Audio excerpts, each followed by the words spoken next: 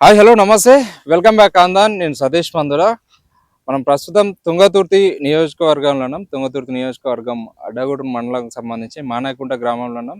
ఈ తుంగతుర్తి నియోజకవర్గం గత నెల నుండి రసబసగా మారుతుంది. తుంగతుర్తి రాజకీయం గాంధీ భవన్ చేరి కాంగ్రెస్ పార్టీ రాజకీయం గాంధీ భవన్ చేరింది. రాష్ట్ర వ్యాప్తంగా తుంగతుర్తి రాజకీయం అనేది చర్చనీయాంశంగా మారింది. ప్రస్తుతం మనతో పాటు ఇక్కడ స్థానికంగా ఉండేటువంటి ఒక వ్యక్తి ఉన్నాడు. ఆయన అడిగి తెలుసుకుందాం. ఇక్కడ మందుల సామిల్ పనితీరు ఎట్లా ఉంది, ఎమ్మెల్యే ఏం చేస్తున్నాడు, ఈ విభేదాలకు కారణం ఏందనేది ఒకసారి అభివృద్ధి కార్యక్రమాలు ఏ విధంగా జరుగుతున్నాయి అనేది తెలుసుకుందాం. చెప్పండి అన్న, అంటే తుంగతుర్తి నియోజకవర్గం గత నెల నుండి ఒక నిత్యం వార్తల్లో నిలుస్తుంది. వాస్తవానికి ఇక్కడ ఎమ్మెల్యే సామిల్ ఏం చేస్తున్నాడు, అదేవిధంగా సోషల్ మీడియాలో కూడా ప్రచారం జరుగుతుంది.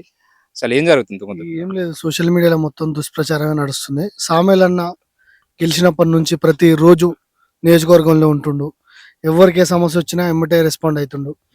ఆయన అభివృద్ధి పనులు, ఇప్పుడు ఈ రోడ్డు ఉంది, సుమారుగా 25 కోట్ల పైకి ఈ రోడ్డు శాంక్షన్ అయింది. ఇది చేస్తుర్రు. ఇప్పుడు తెలంగాణ పబ్లిక్ స్కూల్ వచ్చింది.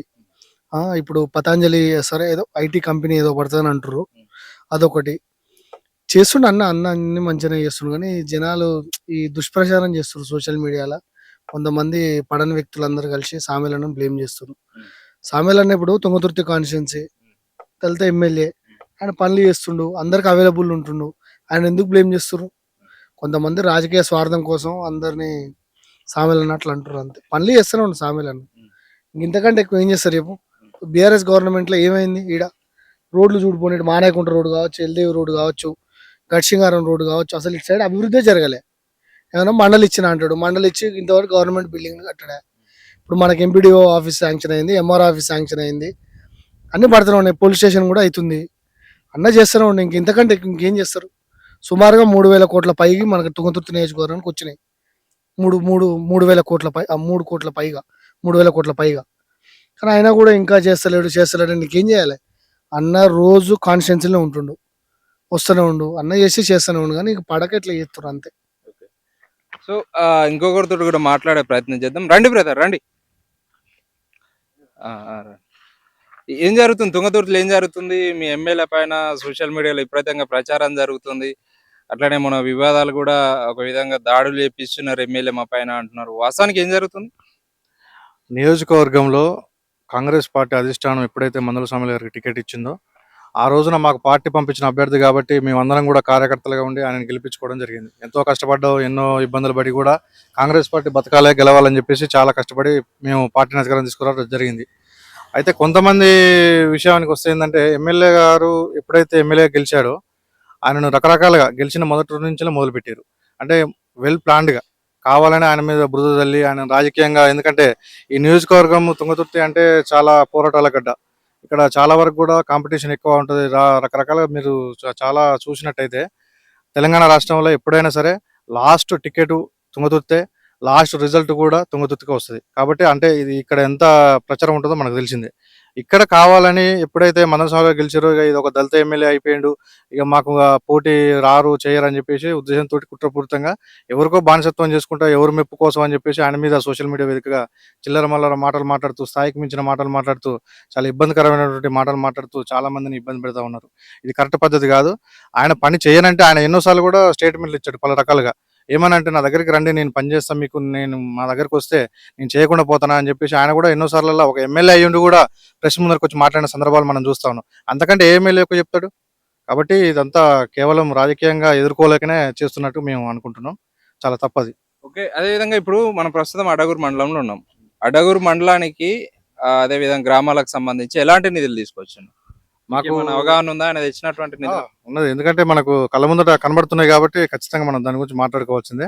మా కడగూడూరు మండలానికి అయితే ముఖ్యంగా దాదాపుగా ఆయన గత బీఆర్ఎస్ పార్టీ హయాంలో గాదర్ కిషోర్ కుమార్ అసంపూర్తిగా ఉంచినటువంటి చెక్ డ్యాములు అయితేంది, అవన్నిటిని మళ్ళీ గెలవంగానే ముఖ్యమంత్రి గారితో సన్నిహితాన్ని ఉపయోగించుకుని వారు తొందరగా కంప్లీట్ చేయడం జరిగింది. ఇప్పుడు బికేర్ మీద దాదాపు జానకాపురం, చిన్నపటిచాల, చిరగుడూరు, ధర్మారంలో చిరకాల దగ్గర ఆ గ్రామాల దగ్గర రైతులు ఎంతో కూడా సంతోషపడతా ఉన్నారు. వర్షాకాలం వచ్చినప్పుడు వాగులోకి నీళ్ళు వచ్చినప్పుడు. దాంతో పాటుగా అడ్డగూడూరు మండలం పేరుకు మండలం చేసి చేతులు దులుపుకున్నాడు గాదర్ కిషోర్ కుమార్. ఆ తర్వాత సొంత బిల్డింగ్స్లో ఆయన చాలా ఇబ్బంది, ఇరికిరికి గదులలో అధికారులు అయితేనేమి ప్రజలు పోతే చాలా అవస్థలు పడే పరిస్థితి అక్కడ కనబడతా ఉన్నది.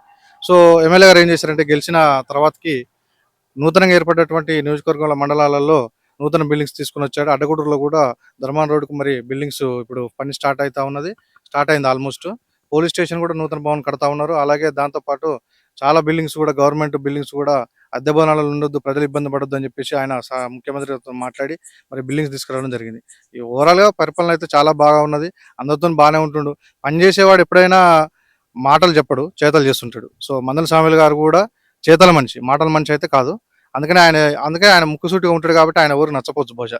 కానీ మనకు పనిచేసే వాళ్ళు కావాలి, ప్రజలు బాగుపడాలి, మనం బాగుపడాలి, అందరూ బాగుండాలి. ఇంకోటి ఏంది, సోషల్ మీడియాలో చూస్తున్నాం మనం, విపరీతంగా ప్రచారం జరుగుతుంది మందల సామెలు అట్లా ఇట్లా అది ఇది అని. మనం దాదాపు వివిధ సోషల్ మీడియాలలో ఫుల్గా వైరల్ అవుతున్నాయి వీడియోలు ఆయన గురించి. ఇక ఇప్పుడు ఎట్లా ఉందంటే వెనకడికి ఒక సామెత గుర్తుకొస్తున్నది, బాగా చెప్పకూడదు కానీ మీడియా ముందట. కొంతమంది అంటే ఓవరాల్గా ఇప్పుడు ఊర్లలో గ్రామాలలో పోతే ఒక బజారు పోయినామంటే ఆడ ఒక లీడర్ ఉంటాడు. వానికి ఆ బజార్లో ఒక 10 ఓట్లు ఉన్నాయంటే ఇద్దరు కూడా వాడిని మెచ్చరు. అలాంటి వాడు మీడియా ముందరికి వచ్చి ఒక ఇంతమంది లక్షల మంది జనాలు అభిమానంతో గెలిచినటువంటి మందల సామెల్ గారి పైన ఇట్లా బురద చల్లితే అది కరెక్ట్ పద్ధతి కాదు. ఎందుకంటే ఆయన టికెట్ రావడం ఒక ఎత్తు, గెలిచే వాళ్ళకే టికెట్ ఇచ్చారని ఆనాడు కాంగ్రెస్ పార్టీ అధిష్టానం చెప్పింది. ఇక్కడ ఎవరైతే గెలుస్తారో ఎవరైతే బాగుంటుందని చెప్పేసి ఆనాడు మందల సామెల్ గారి పైన ఆయన మీద సర్వే చేస్తేనే ఆయనకు టికెట్ ఇవ్వాలని చెప్పి సీఎం గారు కూడా భావించరు. సరే కొంతమంది సపోర్ట్ చేసిన మాట వాస్తవమే, వాళ్ళ పేరు కూడా వాళ్ళ మాట కూడా నిలబెట్టుకున్నాడు సామెలన్న.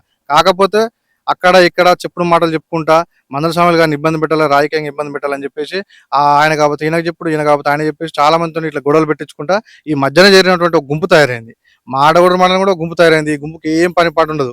వీళ్ళకి ఏమైనా అభివృద్ధి చూసి ఓరలేని తను బీఆర్ఎస్ పార్టీకి అమ్ముడు పోయి లోపల కాంగ్రెస్ పార్టీని ఆగం చేసినటువంటి కొడుకులు కొంతమంది చాలా మంది ఉన్నారు ఇక్కడ. అలాంటి వాళ్ళ గురించి పట్టించుకోవాల్సిన అవసరం లేదు. మందల సామెల్ గారు కాన్ఫిడెంట్ గా నియోజకవర్గాన్ని ముందు తీసుకుపోతా ఉన్నారు, కాన్ఫిడెంట్ గా పనిచేస్తా ఉన్నారు. మేము కూడా వారి వెంటే ఉన్నాం, వారి వెంటే పోతాం కూడా.